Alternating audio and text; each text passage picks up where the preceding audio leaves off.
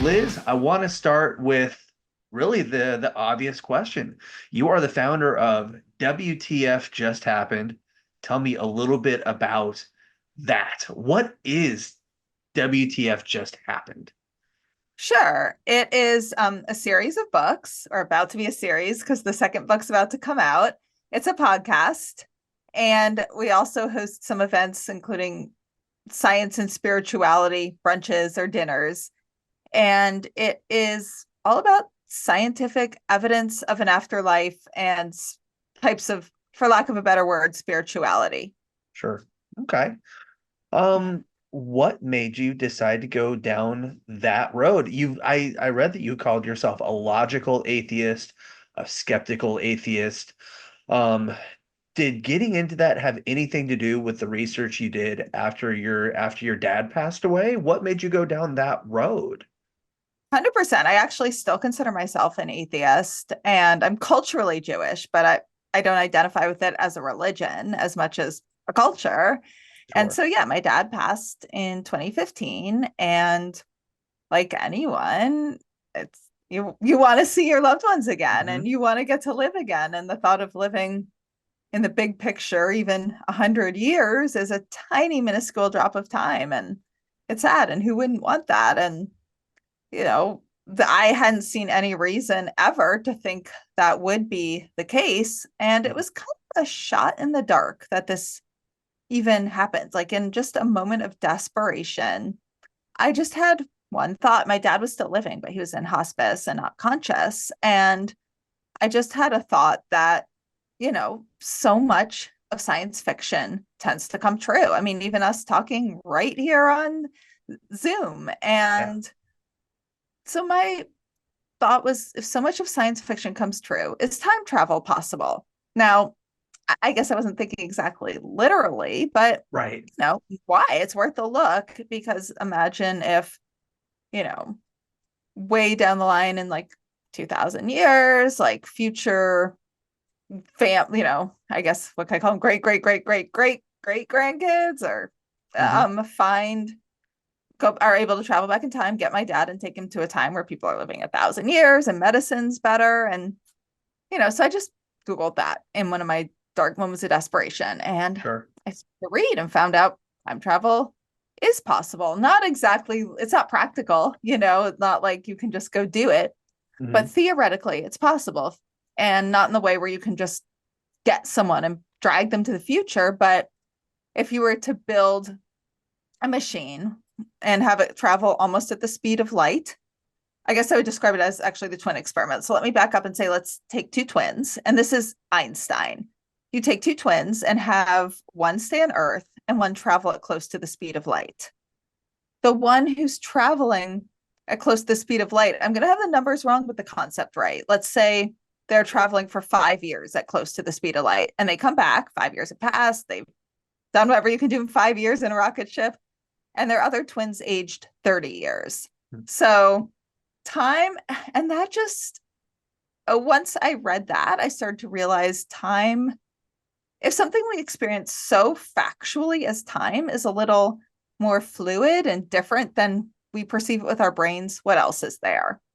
That got me reading more about other dimensions of string theory and, quantum particle entanglement, which is showing two particles when they're separated entangle. And the best way to describe it is, let's say one spins clockwise, the other spins counterclockwise, and they have to communicate to have you know that relationship. So if you change the spin of one, the spin of the other reverses too. And so they're separated ridiculously far apart, and it's still, with the spin of one is affected almost instantaneously by the spin of the other, which means they're communicating by a mechanism we don't understand, faster than the speed of light. So just Right. reading all that stuff, my very next thought was, which I thought at the time, I've since most likely changed my mind, is if consciousness is created by the neurons of our brain, and that happened once, why way, way, way in the future would another set of brain neurons, even if it was another iteration of this universe after the big crunch and another big bang, even in trillions of years, why would another set of neurons not create another life? I wouldn't be Liz, the same person. I would be another person, as in the theories of reincarnation, without the spiritual aspect. But that wouldn't necessarily mean I'd get to see my dad again. I'd at least get to be conscious again, which, when you think there's total obliteration, that's the better option. So I Googled that, and I found, and this is where everything changed. I found Dr. Jim Tucker and the late Dr. Ian Stevenson. They are child psychiatrists, professors at the University of Virginia, and they're studying cases of kids with past life memories from a science-based background and getting positive results. And there's a whole department at the University of Virginia studying scientifically survival of consciousness. So that was just Nemo's life. So that's kind of the background of why and how. Okay. So Yes. you brought up something I wanted to ask you about, is when it comes to children with past life memories. Yes. I have a 12-year-old daughter, and she Okay. a few years ago started talking about, well, in my past life or in another life, I was this Interesting. and I was this person. How are you able to, or how can somebody tell the difference between these are real memories that a child is having and it's just a very colorful, vivid imagination that a child has? How are you able to tell the difference? I mean, in some cases, it's not a perfect science, but here's how. Well, in this case, minus some incredibly abnormal circumstances of tracing it to an exact life of a person that she could have had no knowledge of knowing about, 12's too old, because you can't prove she didn't read something somewhere and has Sure. read all these lives, has no memory of it. We are constantly picking up information, and we can't say this is where we know this from. So in general, the cases that Dr. Tucker and previously Dr. Ian Stevenson took seriously they take kids under 5 years old. Okay. And yeah. And then they trace them. What is interesting is there are certain consistencies. You can't 100% rule it out because she's Hmm. 12. You can consider it, but Right. it's not really, I couldn't call that evidence. Hmm. But they take these kids, there's weird consistencies. They all say things like, when I was big. They Okay. tend to be like, one of the things I think that's fantastic about it is, you hear of the stereotypes of people who start talking about reincarnation. They're like, I was Cleopatra, but these kids' memories are super mundane, but they're Hmm. the stuff that are really what life's valuable about. They'll remember, having hot chocolate at their grandmother's in a Hmm. little, you know, street. But that's still not verifiable. So what Dr. Tucker did was start to meet these children, take notes, and verify the cases. And in some of them, the things they knew, I mean, without this level of verification, I think some of it is just anecdotally really interesting. But then when they start getting this verified information, it's just remarkable. I mean, I'm happy to go into some of the cases if you'd like. Sure. Absolutely. Okay, so the strongest and the one that apparently made Dr. Tucker start to think there's something really going on here was the James Leininger case. This was a little boy who was, I think, starting from 2 years old, was having nightmares and would wake up screaming. And that's another thing. Their emotions are very attached to the memories. Hmm. And they tend to also start forgetting the memories around 5. I should add that. He wakes up in the middle of the night screaming every night with these like blood crawling nightmares. And his parents realize he's screaming like, plane on fire, little man goes down, plane on fire, little man goes down. So they start, you know, long story short, they find Dr. Jim Tucker and reincarnation comes up, and their beliefs, they were Christians, and that's a cultural set that, or religion that doesn't Hmm. believe in Exactly. reincarnations. Yeah. Yeah. So you can eliminate that, just the way maybe a fundamentalist raised Christian kid would dream they saw Jesus or think, or, someone else, Buddha, whatever you're taught to Hmm. look for. And just they took him to a World War II museum or a plane museum, sorry, an a plane museum, and he knew Mhm. all this stuff that only an expert pilot would know. He said, Really? I believe I might have this exact bit wrong. I think that the museum had one little thing wrong, and he's like, that's actually not the right plane.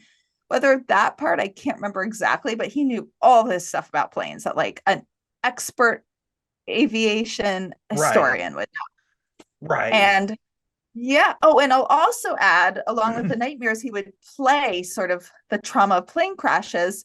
And Dr. Tucker observed that he was like when small children have a huge trauma, they play in a certain way to play out and process the trauma. And he, as well as some of the other kids, were using that same play tactics, processing the trauma of their death from previous lives. Hmm. And yeah, Huh. crazy. And then they Interesting. traced it. Yeah, it's so crazy. And what ended up happening is they traced it more and more. For example, I'm not even going to be able to do the case justice because there's so much content to it, but Right.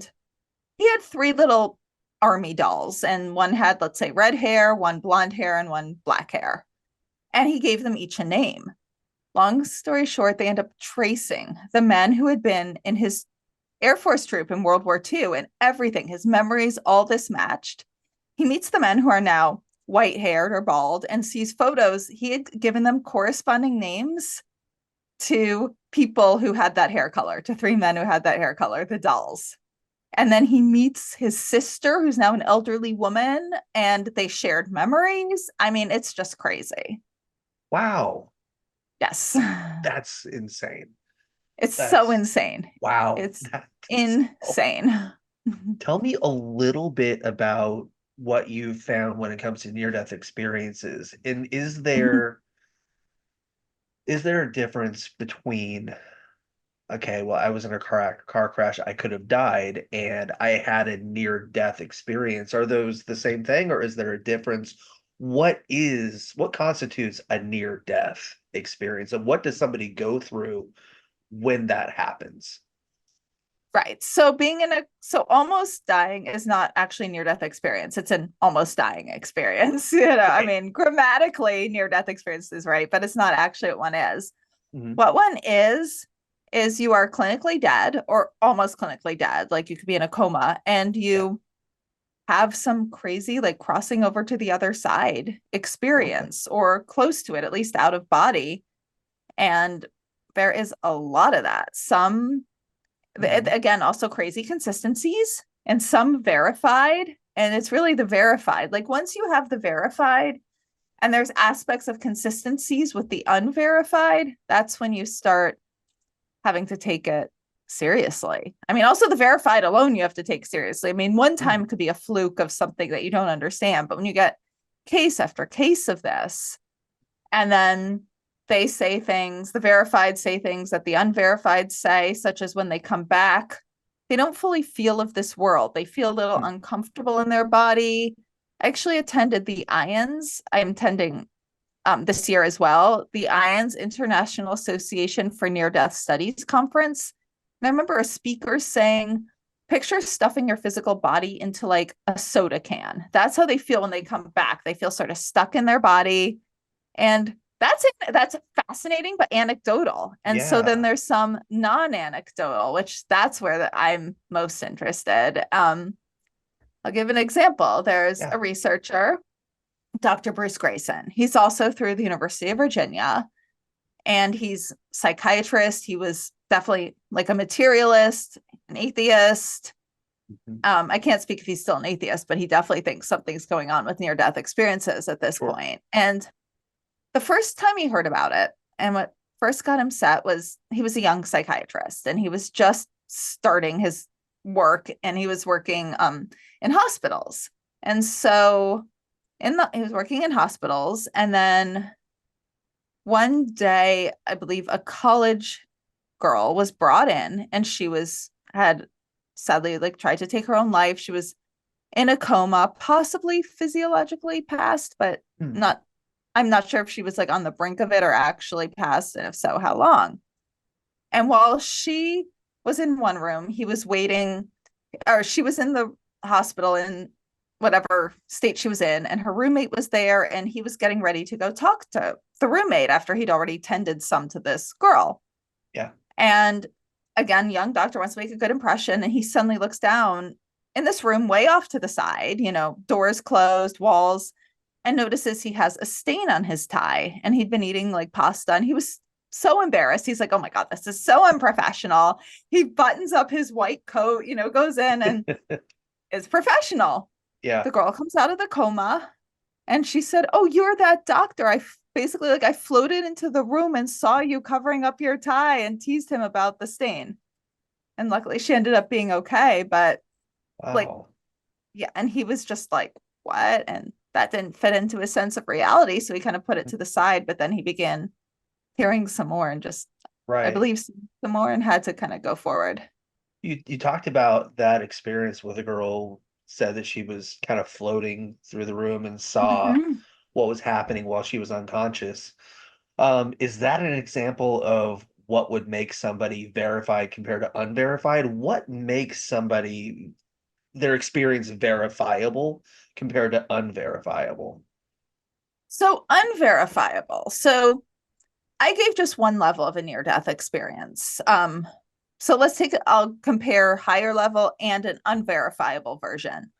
Someone floats out a body, floats across the street to a park, and they'd walked in that park before, and they say, oh, this was going on. But, we saw 5 children playing there Hmm. in the swings, and they can't, they try to trace if 5 children with that looked exactly like that were playing in the park at that time, and they don't get any Right. answer about that. So that's not verified. Um, and now I'll give a higher level, and this is easier to give a non-verified example too, but they say they go into the light and they go to the other side and they have a life review, and they're given the choice to come back, or they're told they have to come back, Mhm. and they see deceased loved ones. Now, that's not verified, but there's verified versions of that. Sometimes they'll have the out of body where, the conversation in the waiting room is verified, and then they have that next level. But also in the next level, they'll get some verified things. Like, I mean, some have been told things that would happen in the future that did. Mhm. Um, some, I guess one example is an experience called Peak and Darien. Now, I believe it was from it's from a poem. I want to say like a Keats poem. I don't remember, but so Peak and Darien is when, I mentioned that a lot will go see deceased loved ones. And within that, like, they'll see a deceased loved one they had no idea was deceased. Hmm. And yeah, like an example is also, I believe this was also Dr. Bruce Grayson, but here's one specific example of many Peak and Darien experiences. It's a really tragic story, but hopefully gives some hope that Sure. there is an afterlife. A young guy, I think high school, was something, I don't remember if he got like a disease or accident, but he was in the hospital. His parents come there. He passes away, and then is revived, and they're trying to telephone his sister at the same time at school. And I guess this was before cell phones. They're trying to reach her in her room, and she's not calling them back, but whatever, they're not that worried. So while he's on the other side, he sees like grandparents, great grandparents, deceased aunts and uncles, whoever has Sure. passed, and feels like he's really with them. Then he sees his sister, and he's like, why are you here? That's weird. Why are Right. you with these people? And then he chooses to come back, and they find out tragically their daughter had been in a car accident and was killed, and the school hadn't been able to reach the parents because they'd been in the hospital, and this was a long time ago before everyone had cell phones. So that's an example of a Peak and Darien, and it's a true story. You start delving in, there's multiple stories of that. Wow. Like, Crazy, right? ooh, Mm-hmm. Yeah, chills, yeah, chills. yeah, yeah. Um, when it comes to near-death experiences, is there's a lot of stories of people who say they go to heaven or they go to hell. Does that kind of constitute a near-death experience as well, or is that something completely different?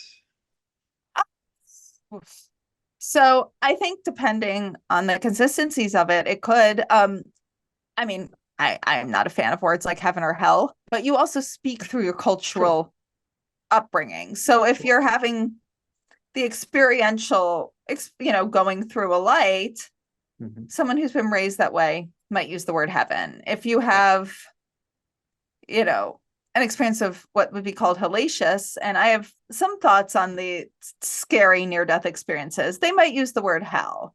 Right. Now, my thoughts on the negative ones, it's just you're in shock, you're kind of disoriented. I don't think you're being punished in some evil Right. place, Yeah. So, Yeah. and then when people use words like heaven and hell, it's just like, I guess here's an example of where what I personally think when people use like Christian, like Jewish, whatever, religious, like defined figures in it. There's a case of a little boy that Dr. Melvin Morse, who's done quite a bit of work with near death experiences, told me. And there was a little boy passes away, comes back, and when he comes back, he's like, "Oh my God, I saw a wizard there. I met this loving wizard who was like fun and playing with me." And like then the doctor interviews him maybe like a year or 2 years later, and he's now saying, "I met Jesus." And like he had a long beard. So like, most, if I could guess, he met like someone like on the other side who welcomes children. And Hmm. the little boy maybe saw a cartoon of a wizard with a long beard, said wizard. Then Sure. he said that to the parents who were Christians, were like, "Oh no, that was Jesus." So, Hmm. you Right. know, See, I'm one of those grew up in the church, grew up Christian my whole life. okay. I don't know what I am now, which Okay. I think is perfectly fine. I don't think you always have to have a title or identification for everything, but I obviously grew up in the church, so just like you said, heaven and hell are the two terms that come to mind automatically because it's just ingrained in your head. But Right. I've always wondered and felt like sometimes, especially somebody who grew up religious or grew up in the church, they have an experience like you said, but maybe it's a dream they're having while they're unconscious and they go straight to that in their head, but maybe it didn't really happen, maybe it did. I don't know. That might be an unverifiable or unverified experience example, maybe. If it was as strong as the other near death experiences, and then there's things called after effects that people have, like, apparently, like they start affecting electronics. Lives are very changed. Mhm. They start caring a lot more about love, and they sort of live with more of a depth. And Mhm. interestingly, a lot of people who believed in God from a fundamentalist or traditional religious mindset come back Mhm. saying that's not how it actually is. Like you're not judged on those things. I Really? mean, some of the worst aspects, like it's not wrong, coming back now thinking, oh, well, it's actually not wrong to be gay, or it's not Mhm. wrong to like have an abortion, or all the stuff that like a very, like kind of authoritarian interpretation of religion has Americanized terrorized them with. Christianity. Americanized Yeah. Christianity, yeah. Yeah. And I can't speak to how it is in other countries, but Mhm. it's not, yeah, it's a little frightening how it's become in this country. Yeah. And Yeah. yeah, so they say and I can't obviously, like, I can't speak for everybody, but that tends to be the majority. And Okay. yeah, and also like the majority of people who were religious. And then Mhm. also things like if they're using words like God or angel or Jesus, it's like we all use our cultural interpretations. And if even when we're traveling, like we see things through our cultural frame of reference until we learn more. Exactly. And yeah. Yeah, I So why would you dated. not? Mhm. Oh, sorry, Yeah. go on. No, years ago, I dated a girl who was from South America for a few years, and she was very spiritual, very religious, and um, she was kind of in between Catholicism and Christianity, and she would always talk about how in South America, Christianity is nothing like it is here, and it's very much more open-minded in other parts of the world.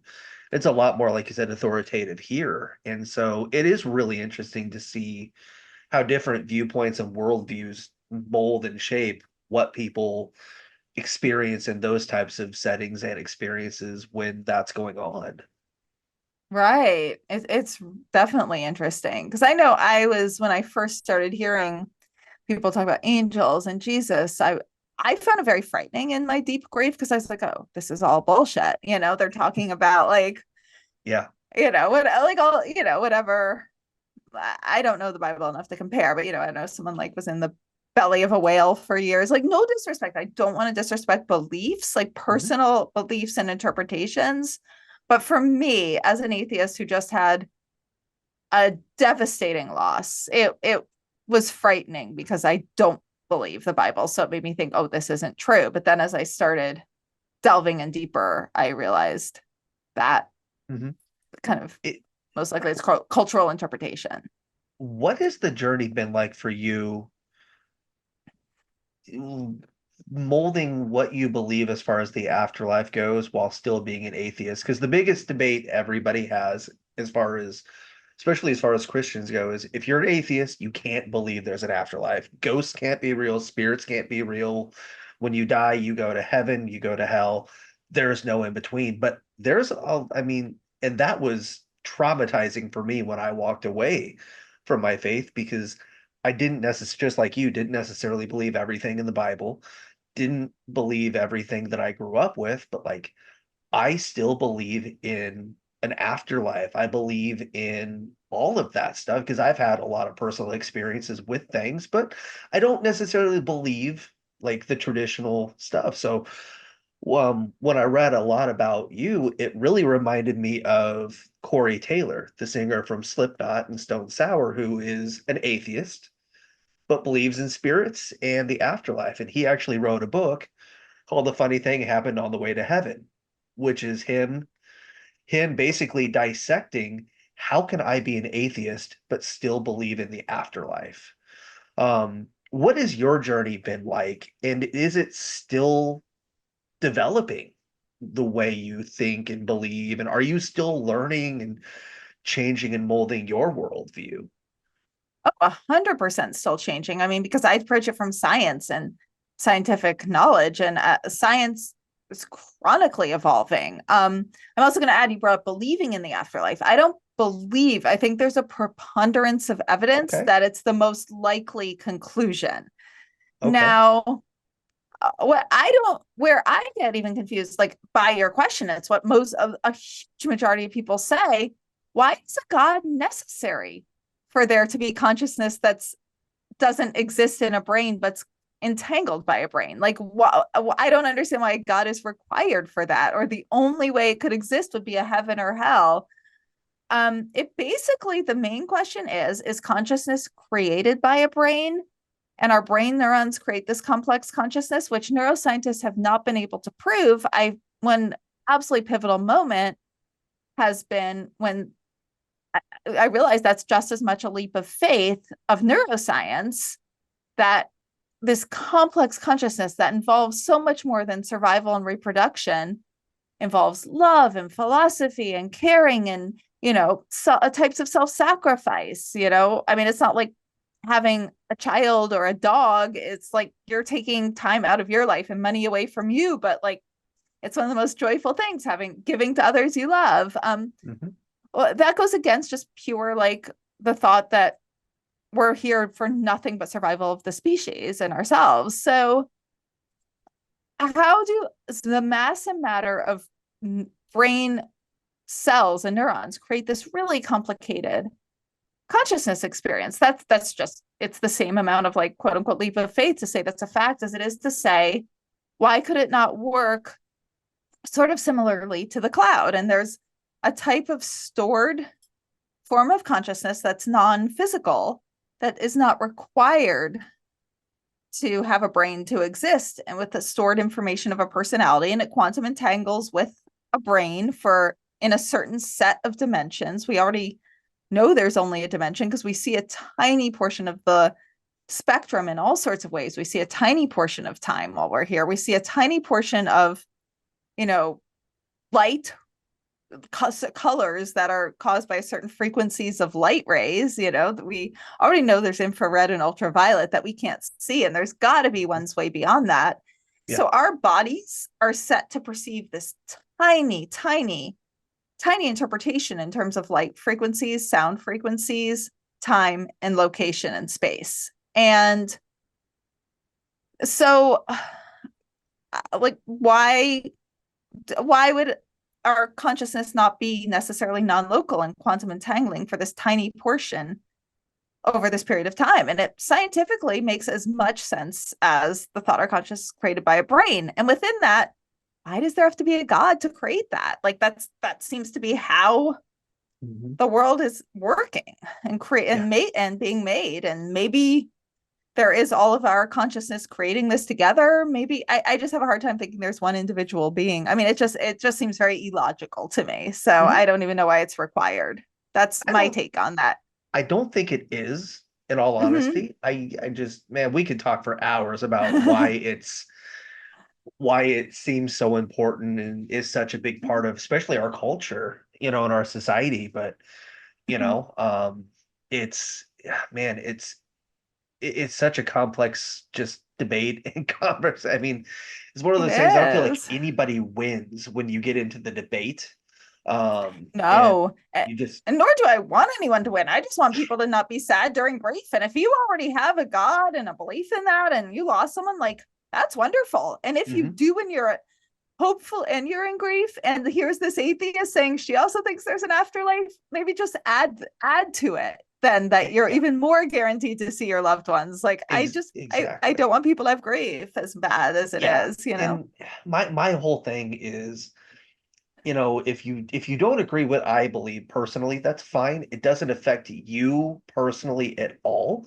So don't try to talk me out of or convince me what I believe is different. If anything, there's nothing more beautiful than two people that believe two completely different things, having a conversation about it without trying to change the other person's mind, but actually trying to genuinely understand why and maybe expand your own horizons. I think that's one of the best conversations that there can be is just learning why people believe what they believe and what it is. That's the best part. I 100% Yeah. agree. And as believe anything. My only issue is when you pass laws on me based on your beliefs and my Mhm. friends. Take that Yes. away, believe anything. But Mhm. yeah, I guess I like to make clear how much I'm an atheist. Just I think that adds to the hope of how powerful the evidence is of an afterlife. And Yeah. that's going to And help anyone in grief. have you had any personal experiences yourself when it comes to the afterlife, seeing people or experiencing or even just feeling people that you know that have passed on that have helped mold that view for you? Oh my God. I've had so many. First of all, I do get a lot of medium ratings and that they've known things they can't know. And I mean, I took full precautions like fake name, hidden identity Okay. completely, like every way you can come up with it, I hid everything. And I've had so many weird personal experiences, it's almost hard to choose. Right. I guess I can start. I'll tell two. I mean, I Go- can tell more, but you'll have me on here all night. So, Talk um, about whatever you want to talk about when it okay. comes to that. Go Okay, crazy. sure. Yeah. Okay. Well, I'd say these two happened fairly early on. One was there's this organization called the Forever Family Foundation, and the founders of it, also very like science minded, more atheist like me, secular, and their daughter passed away in, I believe, 2002. And Okay. they put this foundation together. They wanted to bring together bunches of scientists who are working on researching if there could be an afterlife. And then they also worked with certifying psychic mediums using science-based protocols, primarily following the protocols procedures started by Dr. Julie Beischel and Mark Bacuzzi, who founded the Wimbridge Institute, and they do research on psychic mediums. And Okay. yeah, it's crazy. So I was at one of their conferences, actually my first time at their conference, and I was like convinced like there was a high probability the mediums were cheating. And I was just like, what am I going to find? And so the last Sure. night, yeah, I was just like, there's no way. Like, how? But I was Mhm. starting to get to know more of the mediums and having more experiences. And I was like, there seems to be something going on.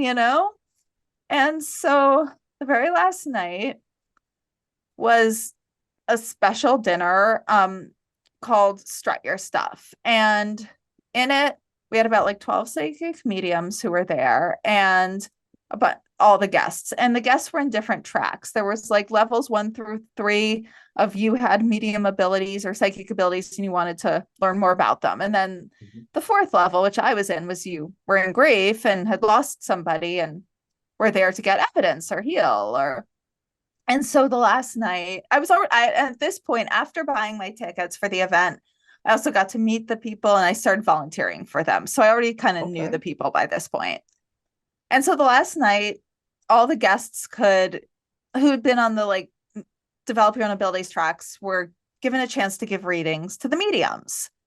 And jokingly, like, so the founders, Fran and Bob Ginsburg, and they became like my parents. And very sadly, Fran Ginsburg passed away in 2020. And it's just been horrible. I feel like I lost my second mom, and it's really horrible. But nevertheless, like, this point she hadn't. And so Fran and Bob start teasing me and they're like, Liz, why don't you get up and give readings? So they know I barely believe any of this. And I'm like, this is such crap, but weird stuff keeps happening and I can't deny it is, but this still seems crazy. So I went up to do it as a joke and do something called a cold reading, which is what many mediums are accused of and what the science-based protocols help eliminate.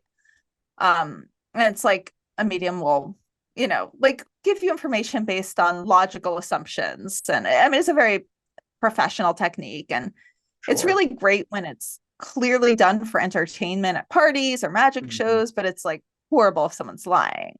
Right. So I started to do that. And I'm like pretending to read, like, this woman has become my friend now. And like, based off of this book she wrote, but I was like, and then I was just started feeling really weird. And like, my mind went blank. I was like, I can't think of things to say from her book because I don't want to like talk about her losses and make that entertaining. That's horrible. So I cannot say why I did this. I walked over to this other medium.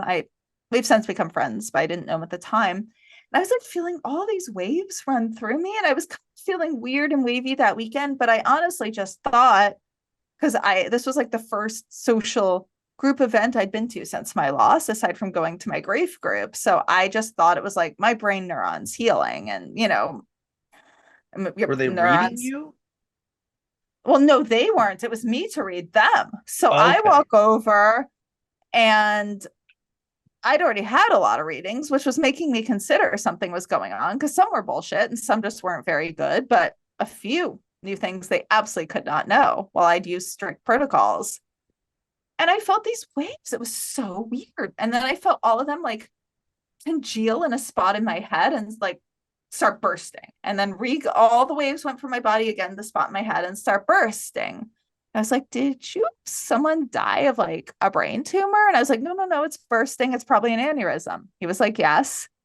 And then it all moved to my heart, and I felt the same thing in my heart. And I was like, yeah, someone have a heart attack? He's like, yes. And then just weird things I knew. I don't know where it's coming from. I was like, is Christmas Day really important? But like, not in the typical way. And like, I forget exactly the exact details, but like one of his loved ones had died on Christmas Day. I forget if it was either a heart attack or aneurysm. It was like, I wasn't as good as like a medium who gets paid and should be, but I mean, there was no way I could have known this. And I was not doing cold reading. Like, I physiologically felt it. And I was just like, you asked about my experience, like emotionally, my experiences of this research was like a combination of joy and like astoundment. I mean, as well as many other emotions, but at this moment was the joy and astoundment, just like, what the fuck? Like, what the fuck, And so that was like one experience. And after that, my medium readings were a lot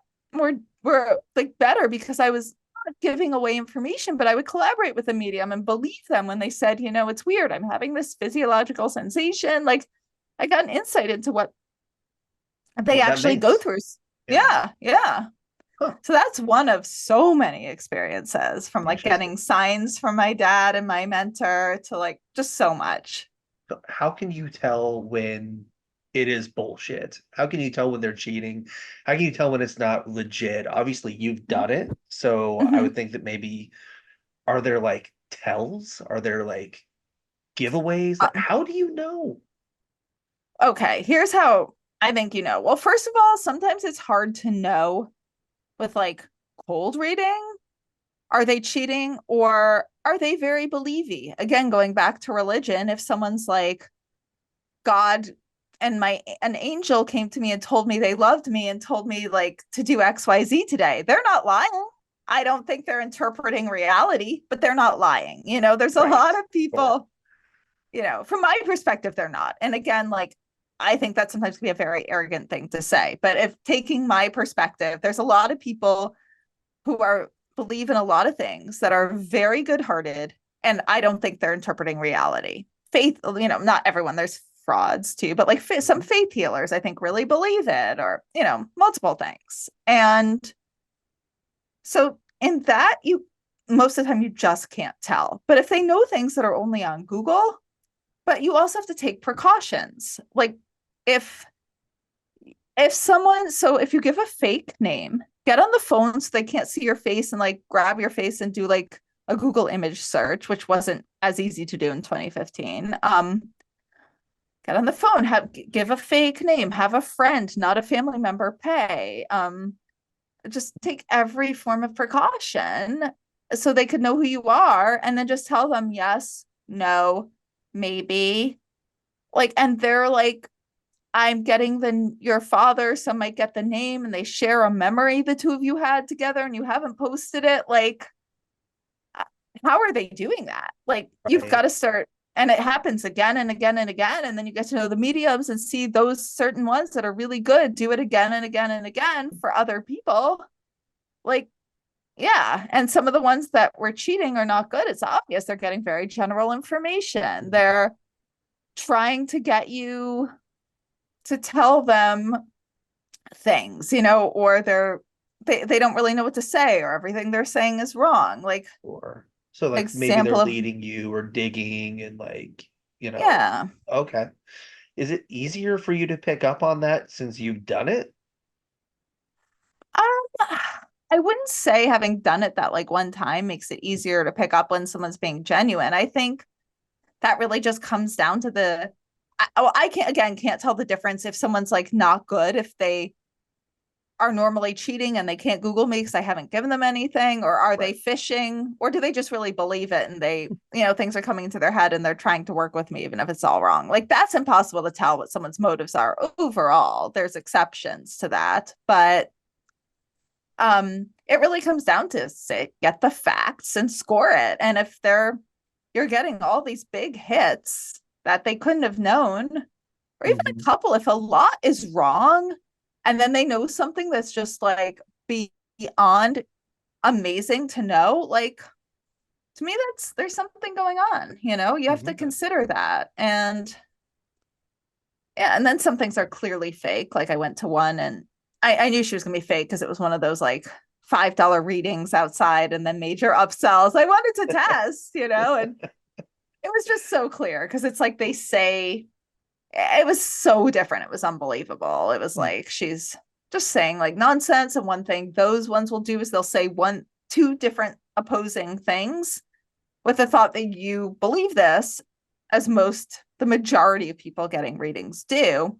And you're going to remember the hits and forget the misses. Okay. So, like she said, I'm really good with money. And then, like 5 minutes later, or however long, like money comes in one hand and out the other, And so it's like saying those things, and Hmm. you're going to remember the things you identify with, Yeah. not because you want to. And so that's like a big cold reading technique or cheating Okay. technique.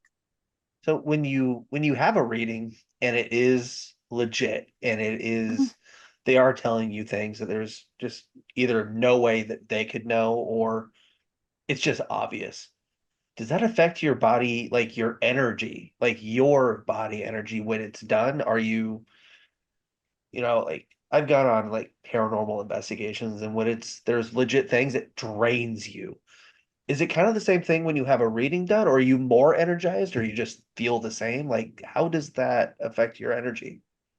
It doesn't affect my energy Oh, in like the way you're talking about it. It affects my energy in the sense of like, I just think this is like some of the most remarkable science in the world. I know like a lot of scientists will like scoff so much that I call this science, but it's literally, these people are defying the laws of physics as we understand them to be. It is as remarkable as what probably will happen someday is someone will be able to speak to beings on other planets through technology. Like if, someone is doing that, it's like that miraculous. And I think that there is an energy to watching people just get remarkable data of an afterlife, which it's not like that's an emotionally neutral topic. So it's, you put all that together, it has an emotional effect, but not that energetic effect you're talking about, which I have experienced. And I experienced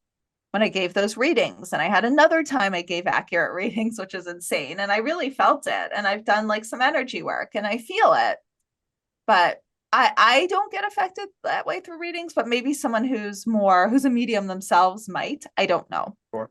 And also, how could we rule out, which I don't think has been studied enough, mirror neurons if it's in person? You know about mirror neurons. That's like, do you or?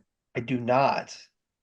Okay, as that is basic neuroscience, nothing to do with parapsychology, but apparently when people are face to face, aspects of their brains start to mirror each other. And that's just basic not basic, but that's neuroscience, like not at all parapsychology. Interesting.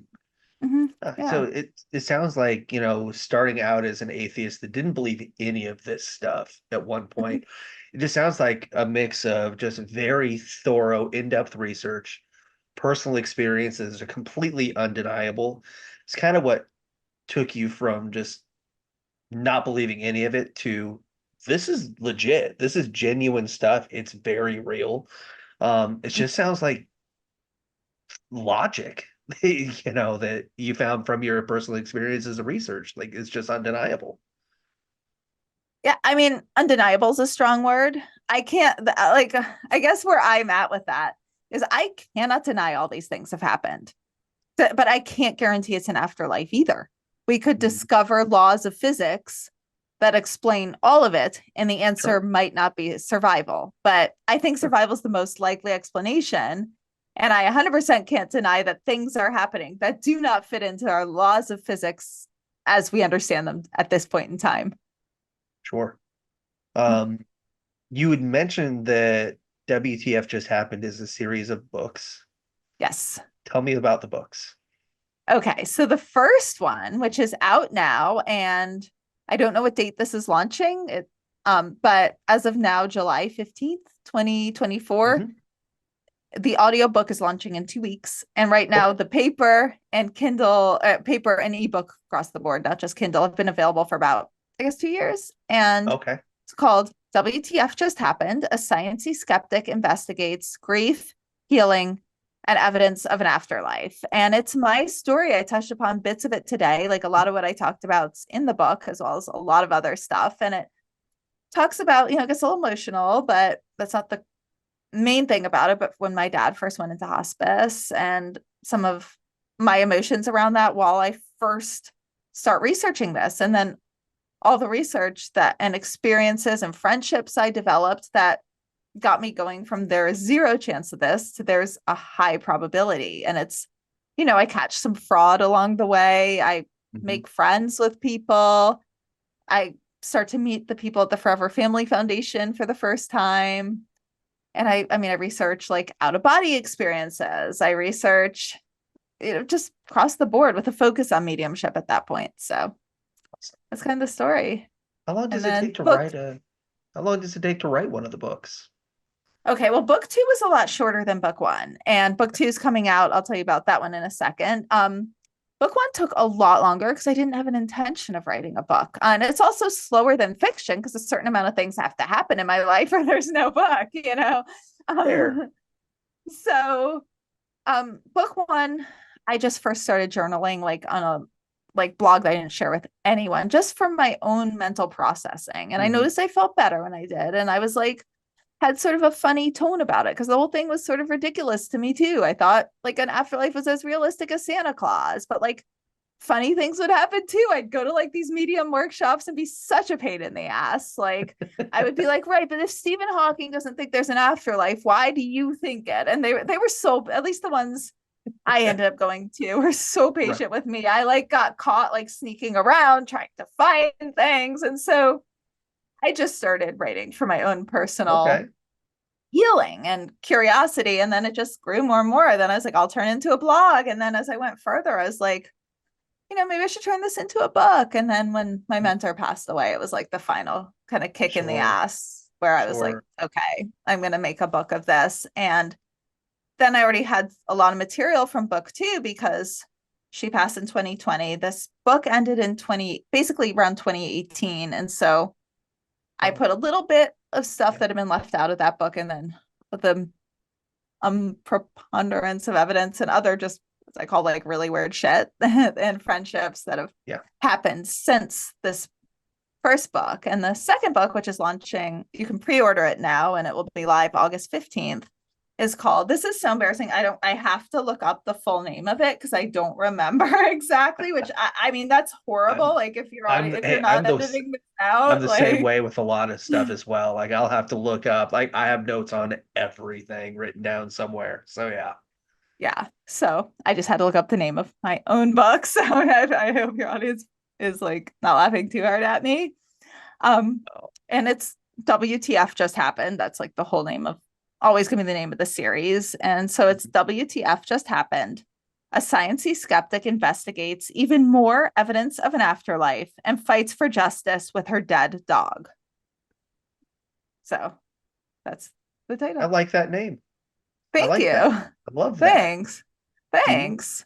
do you think that like what you said you did when you went to those conferences the first time, you were like, it almost sounds like you were there to fight to officially figure out this is bullshit and you couldn't do it. Do you think that that's a pretty common thing? Like, Well, I I feel like a lot of people would do that, though. interesting they don't. And I wasn't there to figure out this is bullshit. Like I Okay. wanted this to be real more than anything in the world. I have never wanted something so much. But there was no way I'm not as I've explained, I'm not a faith-based person. There was Hmm. no way that if I just let myself believe without eliminating all the things that were coming into my head, like, well, it must be like this, it must be like this. It wasn't going to be healing. It would just be like that kind of painful experience when you lie to yourself, which I think we all do. Like, I mean, anyone, especially who has someone who's passed away, especially of an illness, like it's clear the medicine isn't working. And there's some way you're like, just tell yourself, at least I did. And I think most people do this every day. You're telling yourself stories of how medicine can work. You're Googling like miracle healings and you find that one. And it's like a very painful, and you're trying to like tell yourself, oh, but maybe they'll heal this way. But you're not really Hmm. getting much comfort because it's not feeling very realistic. So Yeah. as those thoughts are coming into my head, but maybe they did it this way, but maybe they did it that way. If I like really seriously look into all of those, I wouldn't have felt good from any of this. That So makes that sense. was more, yeah, that was more rather than I'm gonna find these frauds. There are Gotcha. people who do that, and they're not very good at it. That's the problem. Right. Like I can go into that, but a lot do that. But I think the majority of people who go to these conferences, like Forever Family, for example, they're going because they're in deep grief. And Hmm. people come with varying levels of belief, but you know, they're not there like, hi, I'm going to expose them. Other conferences, like, for example, I went to one called the SSE, Society for Scientific Exploration. They're more, everyone there, no, I'm sure some people got into it because of grief, but they're more researchers and they're studying this and they're listening to the presentations and, that they're trying to like find holes the way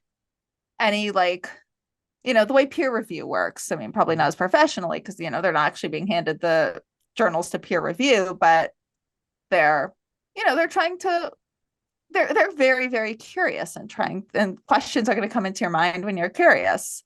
But Sure. I've met very few people who are there to like debunk it and take it down, but there's some. And yes, they have managed to do it with some mediums, but they have very interestingly never gone to the scientifically researched ones ever, as far as Hmm. I know. So, Right. and yeah, which I find very interesting. And they also haven't read the peer reviewed. studies being conducted on psychic mediums, at least not most of them. I've asked a few of them if they ever read those, and they haven't. And I can't, they're going to like psychic fairs, or they're going to famous mediums that are known to be frauds. And there's famous ones that aren't frauds. They're famous ones that are kind of known to be. And, Yeah. they never go to those ones that the scientists love. So I find that very interesting. Or maybe they do and they haven't found anything, so they're not talking about it. Right. I get a big question, shifting gears. Why get wasted? Oh yeah. So that's my other company. Why Get Wasted? Why get wasted? Why Get Wasted? I also have a more quote unquote normal company, and it's called Why Get Wasted. And we work with events, conferences, hotels, fashion shows. I'm not an event planner, but I'll work with event planners and anyone putting these together to help them be low waste, reduce plastic, be eco-friendly. So it's not an anti-drinking one. I do like to drink in a healthy, like fun way on occasion, but it's about zero waste. So a few of my friends, like who I hadn't talked to in a while, saw like, this is the name of my new company. They're like, Liz, when did you quit drinking? I'm like, oh, I haven't. But I mean, I don't do it in an unhealthy way. It's, but sure. What made you want to go down that road? I've always been really interested in entrepreneurship. I've had startups forever, so I started my first one like basically in college and right out of college. And at the same time, I also had other jobs. Like my first one was in the fashion space, and I was also working as a fashion stylist. And then when I closed I closed that one, and I also have consulted on startups. I just, I guess I really love innovation, and I love business and entrepreneurship. And I was doing like over quarantine, I mean, I'd been going pretty far forward with what the fuck, but I was like, I need another business to balance it. Like I need one a little more like grounded in earth. Sure. And I mean, I'm not like a spiritual person, so it's not like I'm in the whole spirituality world. Interestingly, I just think I'm more of like an evidence-based person, and I think all the evidence has come together to show that consciousness is non-local. So I don't want my whole life to center around a spiritual lifestyle. Mm-hmm. So, and I also like want to do a life of meaning. That is one thing that's really happened with this research, and not only the way people will say, near-death experiencers end up changing and feeling like they want to live a life of meaning because they're in touch with like spirituality, but it's also like you meet a lot of people who've lost kids, and my mentors lost their kid, and there comes to be a where you're like, a lot of these kids would be my age now or like a little younger, and you're like, well, why am I here? And so that did become really important to me, to live a life of purpose. And I think, like climate change is one of the most important things, like all the other stuff that I also care deeply about, like women's rights and, gay rights and, animal rights, like all of it's really, really irrelevant if our whole planet dies. Right. So yeah, that's why I'm like, okay, I'm picking climate change for now. So you mentioned women's rights, and I have to ask, like, what was the atmosphere like in that courtroom when you were testifying in the Weinstein trial? What was that atmosphere like? How intimidating was that for you? Okay, so my situation is probably not the typical one.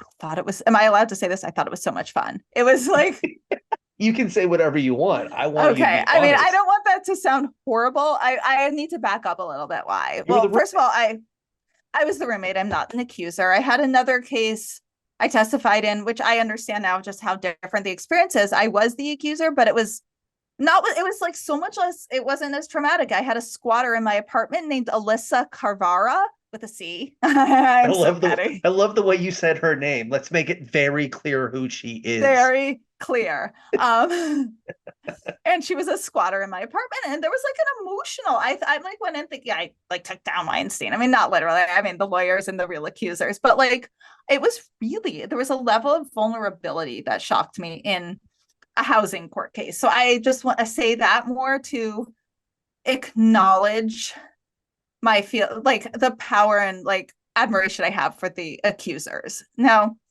that being said, like a lot had, first of all, like, I mean, I hate the mistreatment of people. It's just like something that gets me just like so angry.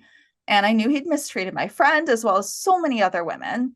Trump was in office. I mean, and things are getting worse. Like they overturned Roe v. Wade, but they hadn't at that point. But nevertheless, there was something, in the air. Things were really bad. And so I Yeah. went in. It was a first. I mean, you walk in, there's like as you're going down the hall, photographers everywhere. You go in, it's like a packed courtroom with like press, like people, like well-known people that I admired, like Gloria Allred. I don't know if everyone knows who she is, but like this really famous, like there's a Netflix documentary on her. She's this famous feminist lawyer. She's so, so amazing. I respected the lawyers so much.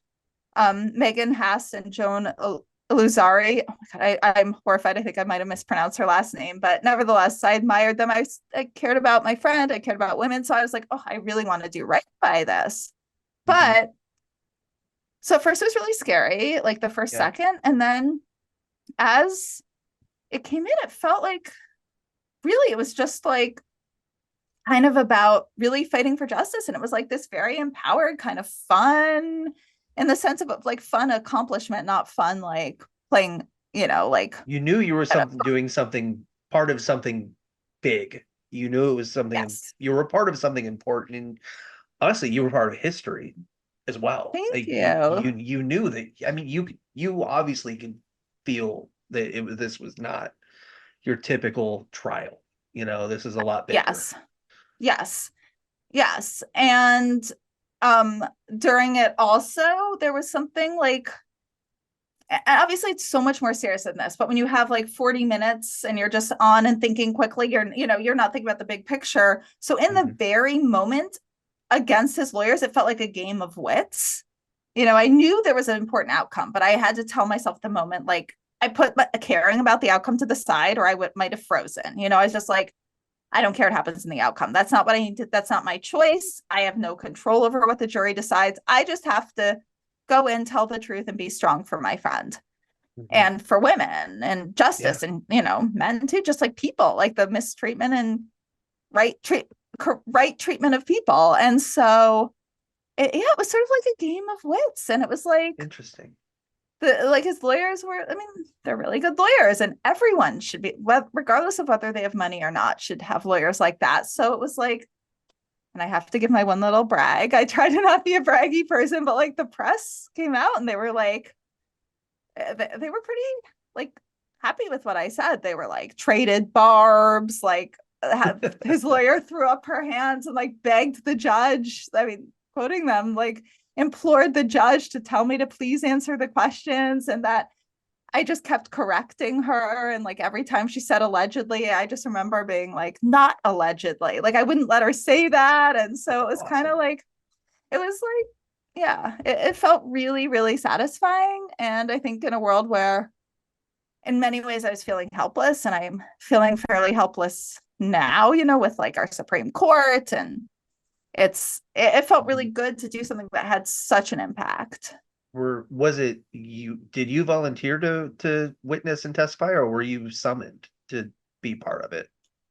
Well, they reached out and asked me. They found Okay. me. I hadn't talked to my friend in Okay. a long time, and they found me, and they said, "Would you be willing?" I mean, maybe they would have summoned if I'd said no, but I was like, "Oh, I'd be Right. delighted, Oh yeah, please." absolutely. Yeah, Yeah. I was. Yeah. Yeah. Okay.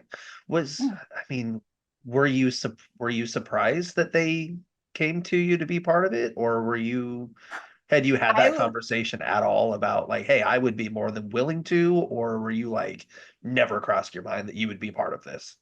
not even an iota. I was so shocked, and I write actually quite a bit about the case in my second book. That's where Fights for Justice with Her Dead Dog part comes in, but it's actually a funny story about how they called me. And, sorry if I'm making light of this, but like, I'm just gonna be honest, I have a dead dad, and like people in the dead dads club and dead parents club, we tend to have dark senses of humor. So it's like, it's not I like have a I had very twisted and fucked up sense of humor, okay. so you're in Oh, good company okay. right now. Yes. Okay, good, good. Yes. So then I'll also just clarify for your listeners, like my own trauma really bad around like losing my dad, then losing like a few years later, my mentor was like my second mom. And I have very dark, like death sense of humor. So like Hmm. I am, so excuse me if I'm sounding light about this, but like I don't know how else to get through life. But so what was funny was the day they called me. So I had been summoned for jury duty the week before.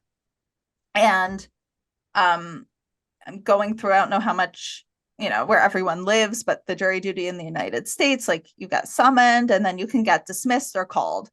So I went through, I was like, they dismissed me. The next day I go into my co-work, group. I was like in a co-work office with a friend of mine.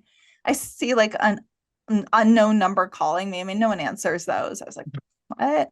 And then I'm like, oh, I'm curious who this is. And this is the Manhattan District Attorney looking for Elizabeth Entin. I was like, oh, fuck, I misunderstood. I'm supposed to be in jury duty. I was like, my hands were shaking. I was like, oh my God. I'm like calling them back, ready to be like, I am so sorry. I don't know how I misunderstood, where I was like, well, maybe like best case, they changed their mind and realized they want me back. And I didn't fuck up, but like, it's like horrible if you walk out on jury duty and you're supposed to be there. So I call back and they're like, is this the Elizabeth Entin who was roommates with, Mimi Haley? I feel bad. I don't want to like tell my friend's story, but it's pretty known. I'm not going to tell her part because that's not mine to tell, but exactly. Yeah. Yeah. And the second they said, were you her roommate? I was just like, holy shit, Harvey Weinstein. And they were like, yep. And they're like, they've been trying to find me for a while. I thought my name was really unique, Elizabeth Entin. There's apparently like so many, and they were surprised by, yeah. Isn't that weird? I didn't know that, but they said they'd called so many Elizabeth Entins. Not a common last name, Liz. I thought so. I don't quite know what to say to that. Right. But yeah. Huh. So weird. Yeah. So, and I haven't found that many. I mean, there was like my grandma, and then like I've seen like another on Google and LinkedIn that always comes up when I search myself, and I kind of feel bad for her because that's the only other one I found, and we sort of look a little bit alike when I see. And then I'm like, people must just this poor girl. Probably everyone's like, did you testify against Harvey Weinstein? Do you write about the afterlife? And she's like probably the most normal person, and it's like, I just feel so bad. So like if she ever listens to this, I'm so sorry. Like I've probably fucked up her life. But you mentioned some initial fear when you first walked in. At what point did that go away? It went away in tears. The second I sat down, of course, like I didn't, it was like fear combined with like such intense adrenaline. And then one of the really like odd twists of the case is my Chihuahua mix. Peanuts was part of the case. So fairly early on, first, our lawyers are asking me questions, and I felt, they're very competent, strong, so they were making me feel, I started to feel a little bit safer as I'm going through with them. And I noticed my voice is, I was like, what if like I get up there and I blank on everything and I can't think of a single word to say, but I noticed I was speaking eloquently. Then like they have like photos of evidence I'm supposed to talk about. And there was a big photo of my dog, Peanut. And they say like, looking at photos of loved ones soothes your nervous system. So I saw this big photo of my dog and it was just soothing. Like I loved her so much. And then I guess as soon as his lawyers started questioning me, it became like, it wasn't about fear anymore. It was like a game of wits. It was like boom, boom, boom. And it was like, I noticed when I missed something and I noticed when I got it right. And it was just like, in that moment, I mean, telling the truth, of course, but like in a game of wits and like fighting for her. And so that part, it was just like, it wasn't even about fear. It wasn't about emotions. It was just like all these moving parts really fast around me. And like, and it was very sort of, at that point, it became very thrilling and very empowering and very, again, like kind of a game of like wit against wit, and there, obviously I was against someone who was incredibly smart and an admirable lawyer. And, regardless of whether I agree with the side she takes, I don't agree with defending clearly guilty rapists. But, I would rather live in a world where where there are lawyers that defend those people, then that some people can't get lawyers. That would be Mhm. horrible. So, so I obviously have respect for his lawyers too. And so it was a very It's got to be a intense and hard job. satisfying. Yeah, it's I mean, I wouldn't defend rapists like him. I might feel very differently for the weakest like of society who are often falsely accused. I don't, public defenders of, I don't know enough. And how would you know? I can't yeah, imagine. But there's exactly. like a defense attorney I have great admiration for, like Brian Stevenson. I don't know if people know him, but he works with like he primarily like black in the black culture and people, Oh, okay. just who get a real and very low income black culture who get Okay. short ends of the stick. So, I could see Hmm. defending criminals in scenarios like that. But no, I wouldn't defend a clearly guilty, incredibly wealthy like rapist. I couldn't do that with my No. life. Was there So was there ever a point where you were worried about what might happen to you or your friend? God forbid he didn't get convicted and God forbid he won the case. Like, were you guys ever concerned about what could happen if it didn't go your um guys' way?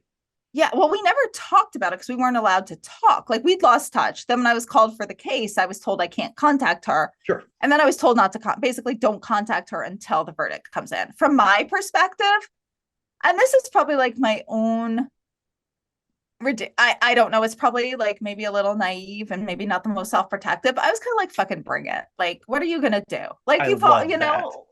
So I know. I was sort of like, he comes near me, I'm gonna laugh in his face. Like I at least took him down in a game of wits in the courtroom. So like if what's he gonna do? Like break into my apartment with like a camera outside and like attack me? Like go the fuck ahead. Like this is the strongest evidence then. And you're That's like great. screwed. That's pretty much what I thought.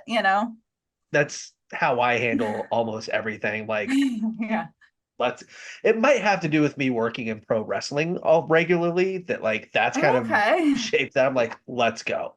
Like, come on, Let's go. That's let's just yeah. do it, you know? I think Um, yeah.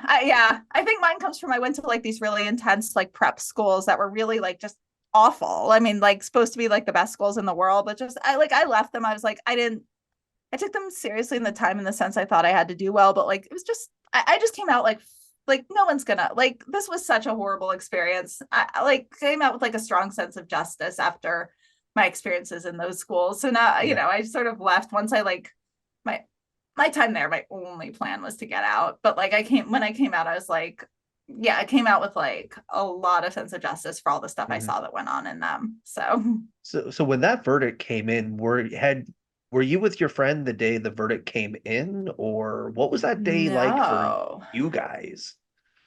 Okay, so I forget where she was living then, but she lives in like a lot of different places. I don't know if she was even in this. No, she was in New York, I think, and Okay. I was in LA. Okay.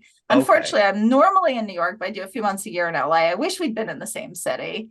Yeah. But so I'm 3 hours behind. So I wake up early morning and I see like 100 missed calls, piles of texts, and like being in the grief world and having lost my dad, like my Yeah. first second was like, oh fuck. And then like two Yeah. seconds later, I seen like Harvey Weinstein, and it was like, and how he was convicted. And like then I saw a missed call from the lawyer who left me a message telling me. And I was just like, I was kind of on a high. And then Mhm. like who'd reached out to talk to me, I was like, okay, like I had to wait till the verdict came in to even reply to them.